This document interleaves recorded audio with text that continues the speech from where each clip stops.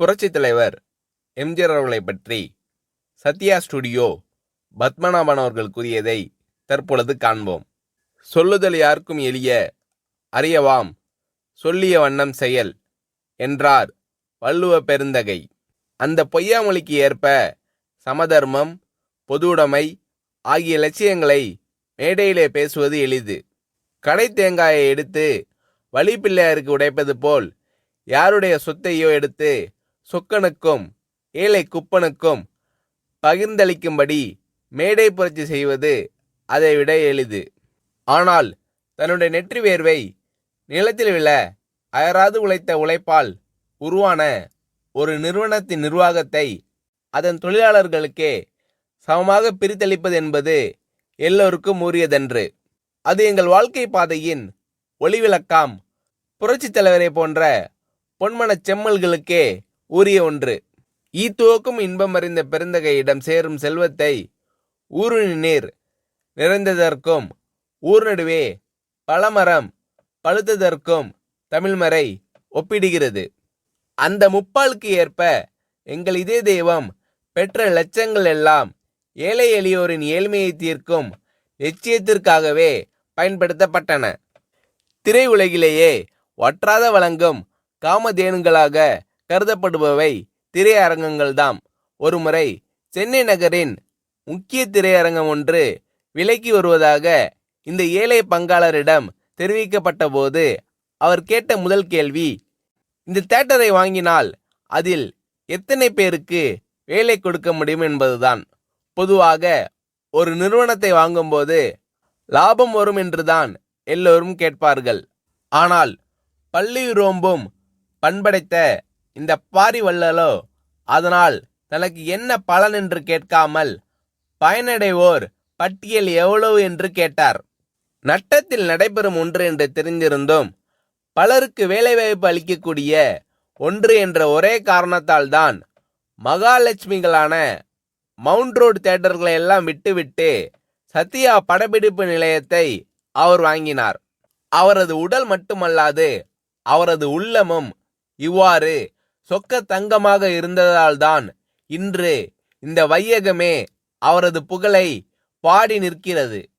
முத்தமிழ் மண்டலம் மட்டுமல்லாது இந்தியாவே இன்று அந்த நம்பிக்கை நட்சத்திரத்தின் விழியசைவிற்கு காத்திருக்கிறது. இந்த ஈகை குணமும் கொடைத்தன்மையும் இன்று நேற்று வந்ததல்ல.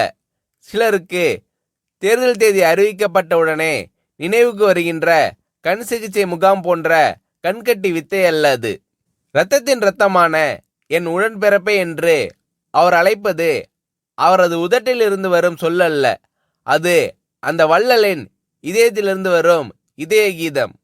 ஒருமுறை விலை மதிக்க முடியாததும் எளிதில் கிடைக்க இயலாததுமான கேமரா ஒன்றை தொழிலாளி ஒருவர் கைத்தவறி கீழே போட்டு பழுதாக்கிவிட்டார். செய்வதறியாது திகைத்து போன நாங்கள் என்ன சொல்வாரோ என்ற அச்சத்துடன் ஒப்பனை அறையில் இருந்த புரட்சித் தலைவரிடம் தயங்கி விவரத்தை சொன்னோம். ஆனால் அந்த தனிப்பிறவியோ பல லட்சம் விலை மதிப்புடைய கேமரா பழுதடைந்து விட்டதே என்று பதறவில்லை, உடைத்தவர் மீது சீரவில்லை. அதற்கு மாறாக அந்த தொழிலாளியை அழைத்து உனக்கு அடி எதுவும் படவில்லையே என்று தாயன்போடு விசாரித்தார். பயப்படாதே, ரிப்பேர் செய்து கொள்ளலாம் என்று சிரித்த முகத்தோடு தட்டி கொடுத்து அனுப்பினார். பிறகு எங்களை நோக்கி, மதுரைக்கு வயதாகிவிட்டதல்லவா, அவரை கனமான கேமராவை தூக்க சொல்லலாமா, இனி யாராவது ஒரு இளைஞனை அவருக்கு உதவியாளராக அமர்த்துங்கள் என்றார். அச்சத்தோடு அந்த அறைக்குள் நுழைந்த நாங்கள் அச்சடித்த பதுமைகளாக அதிசயத்து நின்றோம். இப்படிப்பட்ட இதய கீதங்களை 27 ஆண்டுகளுக்கு மேலாக அருகில் இருந்து சுவைக்கும் பெரும்பேறு பெற்ற சிலரில் நானும் ஒருவன். ஈரோட்டு வெண்தாடி வேந்தரின் வீட்டில் கட்டி தயிர் உண்டு வளர்ந்த செல்ல பிள்ளையான நான் அவருடைய அரசியல் வாரிசான பேரறிஞர் அண்ணாவினால் பத்மநாபா என்று அழுத்தமாக அழைக்கப்பட்டு கரிமுட்டை லாரியில் உடன் சென்றும் உடை துவைத்தும் பணிவிடை செய்த தொண்டன். இன்று அந்த இங்கர்சாலின் இதே கனியான புரட்சி தலைவரின் ராஜசபையில் நானும் ஒரு அங்கம் என்று எண்ணும்போது என் தோள்கள் அந்த தேவனின் புகழை எண்ணி எண்ணி பூரிக்கின்றன. இதழ்கள் என் தலைவனின் புகழ் பாடி பாடி துடிக்கின்றன. இமைகள் அந்த சான்றோனின் தரிசனம் கண்டு கண்டு கழிக்கின்றன.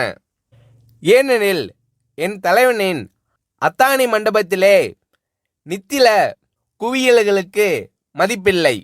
என்றும் நிலைத்து நிற்கும் நீதிக்குதான் மதிப்பு. ஊரை அடித்து உலையில் போடும் உளுத்தர்களுக்கு அங்கு இடமில்லை.